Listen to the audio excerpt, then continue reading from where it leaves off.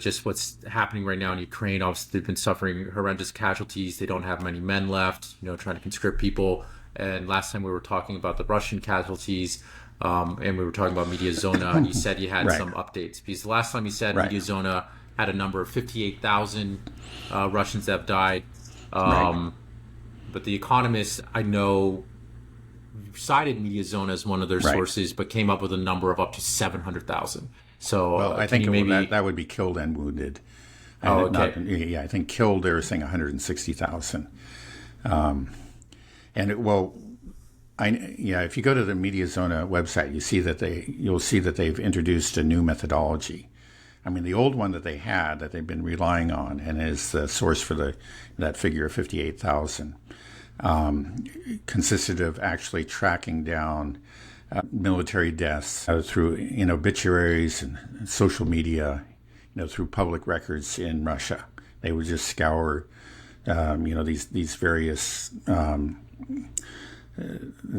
media, various reports, various records, and whenever they could find a mention of a soldier that had died, they'd make a further effort to confirm it, and through this very laborious but very honest, very rigorous method, they were able to keep a tally of Russian military deaths from the start of the special military operation. Now, the thing is, it's come far short of the estimates that the Ukrainians and the Westerners have been making. Actually, even this 160,000 is probably pretty far short of what they were saying. But anyway, it was so far short. I think it was probably recognized as a problem, the media establishment and the political elite back in the West. Because this MediaZona was working in tandem, or is still working in tandem with the BBC. And the BBC, of course, is really a mouthpiece for the British government and is, very, very anti-Russian. So what have they done? They've introduced a new methodology, and that is to look at excess mortality within the male population. And, the assumption is that if you have excess mortality, like more deaths than you would expect within the male population, either all of that or some portion of that, I don't know how they actually, what particular formula they use. That's not revealed on the website, or I wasn't able to find it. But they use that excess mortality to estimate the number of military deaths. And with this new method, they end up with a considerably higher number. Well, it's actually roughly 100% higher. Because what they get is, okay, we have close to 60,000, just short of 60,000 with the old method. And then for Russian military deaths, which does not include Donetsk and Lugansk, because according to the Westerners, according to the BBC, that's not Russia, you get 120,000 deaths rather than something short of 60,000. So you get a 100% increase. And then I guess if you add the deaths from, militias from the Donbass, you get maybe a total of 160,000. That's how they come to that number. Now, this whole idea of using excess deaths, I think that's not necessarily illegitimate. I don't know how they're figuring out that. One of the problems is sometimes you don't know the reason for excess deaths. For example, in recent years, especially post-COVID, we've had sudden rises in excess deaths within Western populations, and these are unexplained, right? So if there maybe is a sudden rise or an unexplained rise in excess deaths within Russia, and the MediaZona has decided to assume that this is largely due to the special military operation, but they may have assumed incorrectly. Yeah. Well, you'd like to see it over a certain time frame of when these excess deaths were going up. Like, was it happening in 2019, 2020, or did it happen right at 2022? Well, they started with the beginning of the SMO. I mean, I'm sure if you look at excess deaths in general, you would find it could go back many years. But I went back because I wanted to see how it related to their the results that they were getting through their original rigorous method. And the thing that I'm struck by is that there doesn't seem to be much of a relation, which doesn't seem right to me. Right. Maybe if they're, going through social media and obituaries and so on, maybe didn't give you the whole picture. It should at least give you a baseline, right? And so if it's, you should be able to see, how things are increasing or decreasing over time. You should be able to see trends. Now, the problem is like with this new method, it doesn't even match up. So where it's maybe increasing with the old method, it's decreasing with the new, and vice versa. And most markedly, it's like over the last several months, it's actually been declining. Their old method was just showing fewer and fewer deaths week by week, month by month, right?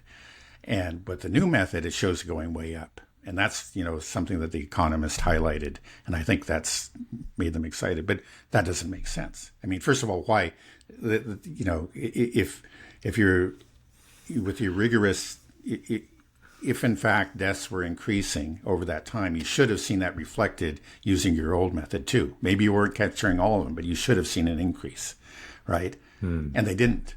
So for me, that's a red flag right there.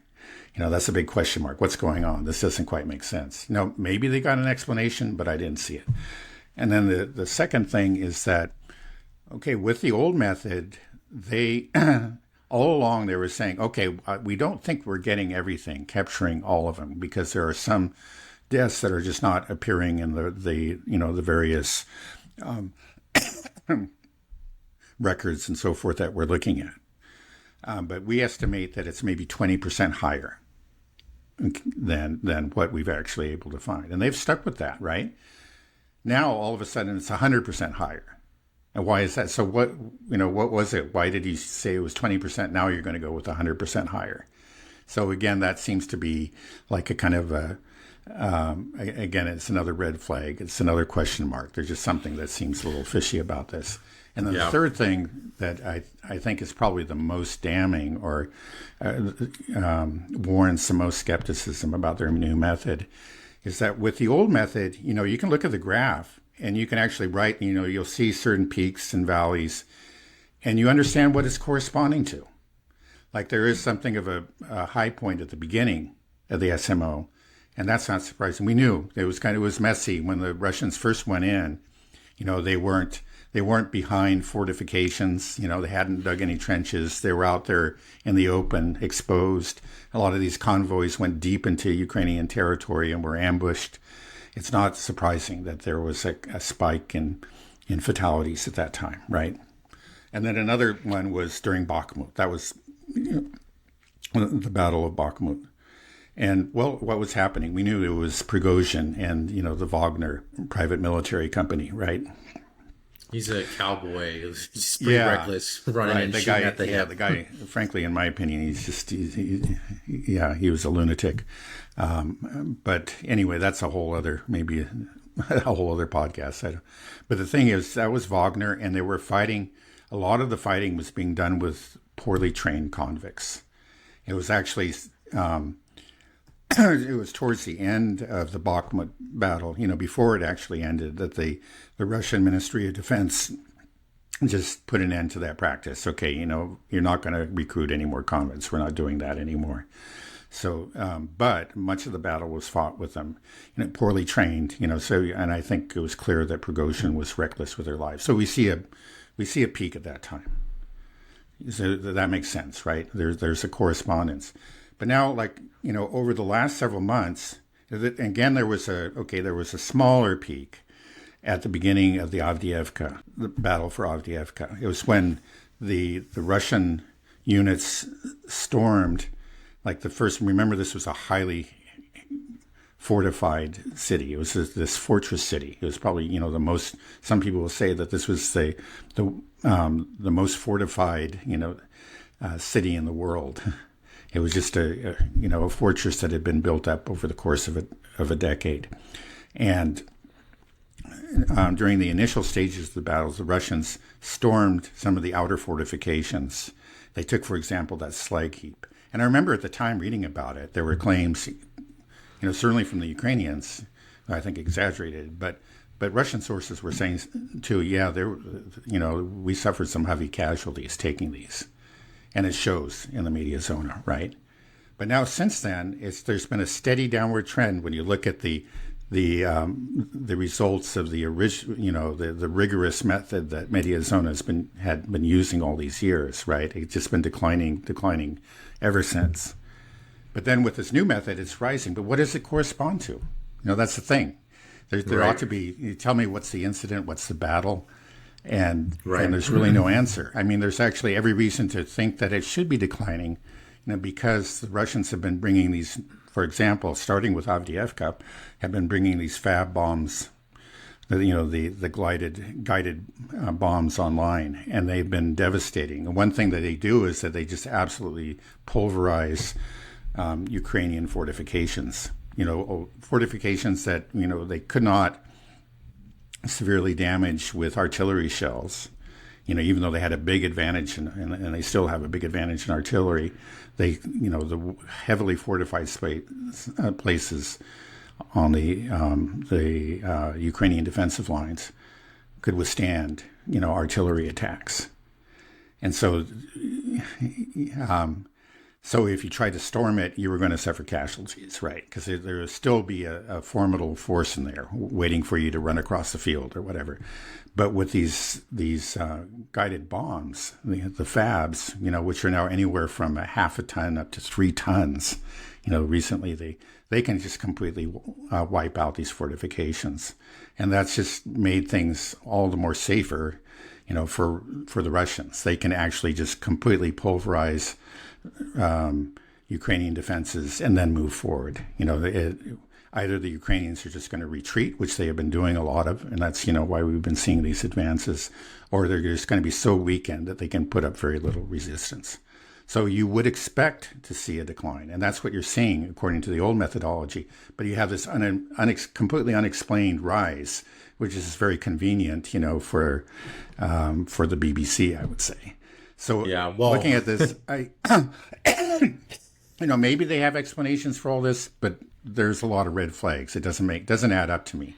And I guess I would just say one last thing is that let's say that it's true. Maybe they got it right. There's a small chance, I would say, that this new methodology is correct. I don't think it is, but maybe it is. Let's just say that it is. Well, if that's true, and there have been 160,000 Russian deaths, I think you'd have to say that there's at least been 5 times as many Ukrainian deaths. And it's for the reasons that we've talked about earlier. It's not only that the Russians have a huge advantage in artillery, and they've had it since the beginning. They continue to have it. They had a lot more, in stock at the start of the war, and now they're outproducing the West by anywhere from 3 to 10 times. And we're not even talking about the whole story of, North Korean shells. So they have a very considerable advantage. And artillery, historically, has been the cause of the great majority of fatalities in war. So if you got a huge advantage in artillery, you're going to inflict a disproportionate amount of fatalities on the enemy, right? But it's not just that. Now they have these fab bombs, which is compound that. And they've had, all the way from the start of the war, a huge advantage in missiles. And, this is a daily occurrence. These missiles are always striking various, we hear about maybe a power plant or whatever, but they often strike troop assembly points, and they can, inflict mass casualties, take out 200, 300, 400 soldiers at a time.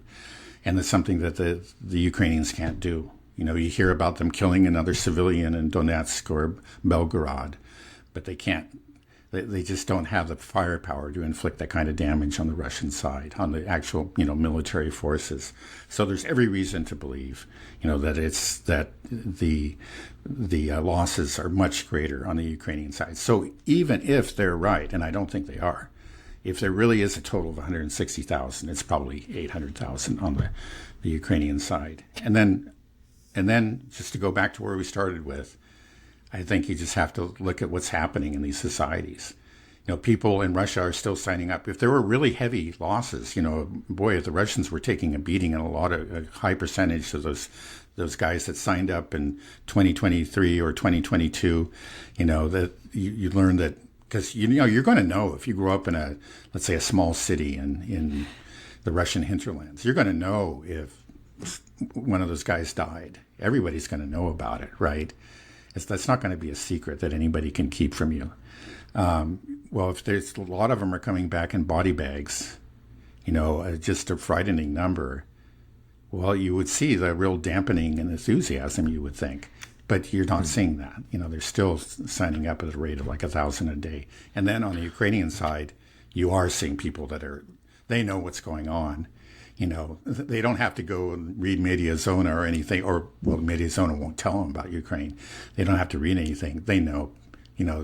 Everybody knows somebody who died, and they're hiding, and they're terrified, and they're trying to swim across the river. Yeah, that's the most damning thing, actually. Just, forget all that noise. Just take a step back and look, like you're saying. Just see what people are doing.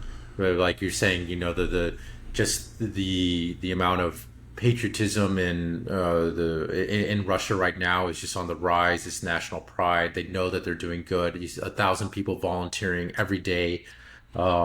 And casualties have been low for them, and they know that they're winning the war, and they feel like they're fighting a just war. And then on the Ukrainian side, just like what we said, people are in hiding. People are paying doctors to break their legs. People are drowning in the rivers trying to get across. And we see these videos of people being snatched out of, their homes. It's just, it's so awful. And then I can't get over how NATO and the West, so many people are just so supportive of this behavior, of what we're doing. And I just saw that we're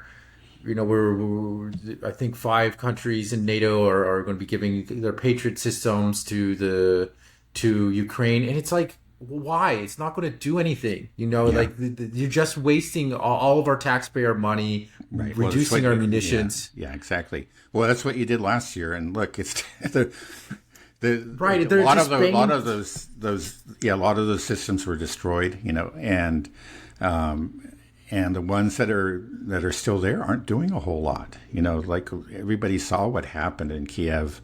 That on that day there was just one missile after another came in and blew up that military plant in the middle of Kiev, right in broad daylight. Where were the Patriot missiles? Yeah.